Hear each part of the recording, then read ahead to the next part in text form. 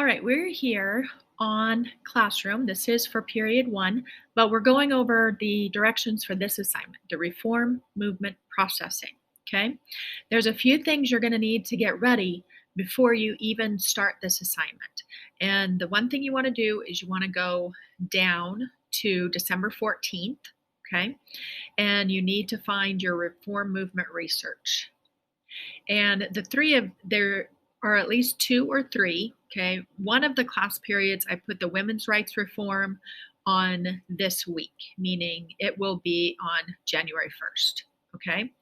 And so you want to make sure you have all three of these open in each of their separate tabs, and you want to refresh your memory. Now, the other thing you want to do is you want to make sure that you have the abolitionist paperwork as well. This was done on paper. This was a video that we watched for our two class periods.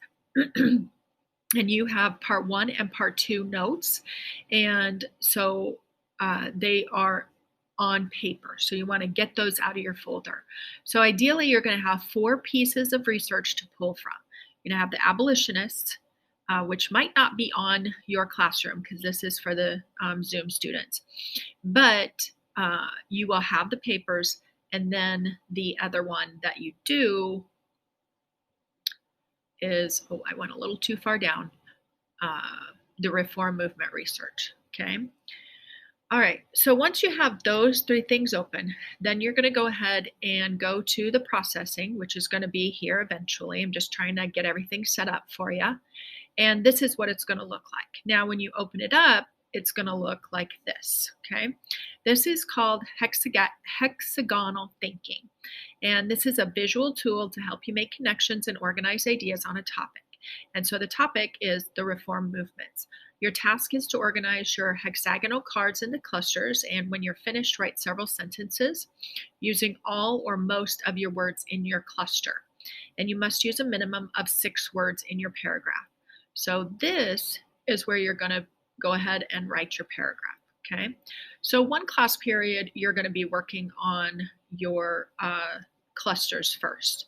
So the best thing that you're going to do is to go ahead and zoom down to 50%.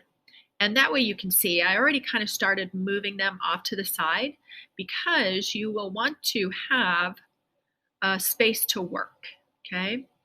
So as you get them moved off to the side and you create some space to work, I'm hoping that you're going to start seeing some connections, okay?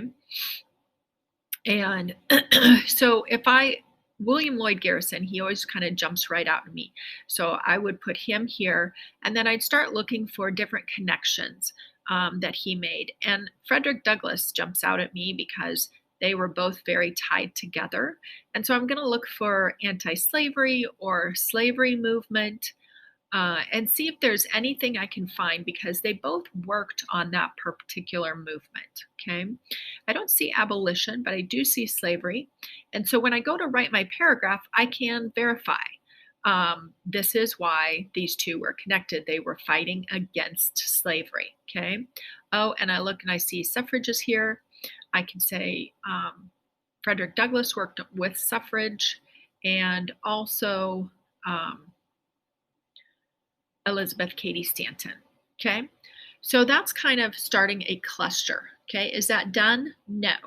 And the one thing you want to be aware of is that every person's cluster is going to look different, and that's okay. So your goal is going to be connect as many cards as possible. And then the ultimate thing you're being graded on is how do you justify your answer?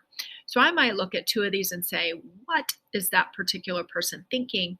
And then I'm going to go over here and I'm going to read it and I'm going to say, oh yeah, that makes sense, okay? So I also did some of these, make your own, so that you can go ahead and look at what you want to do. If you're like, my word is not here, I really think this is a great word to use, you're going to go ahead and make your own. And there are 5 of these. So you don't need to ask me because I will, when I grade these, I will go ahead and look and see, oh, they made their own, and yes, it was appropriate or great job, okay? So that is the assignment. We'll be spending 2 days on this assignment. One just going through and putting things together, another one where you're just writing, finishing putting together and doing some writing. And that's what our processing assignment is for this assignment. Okay, I think I have it all down. Thanks, guys.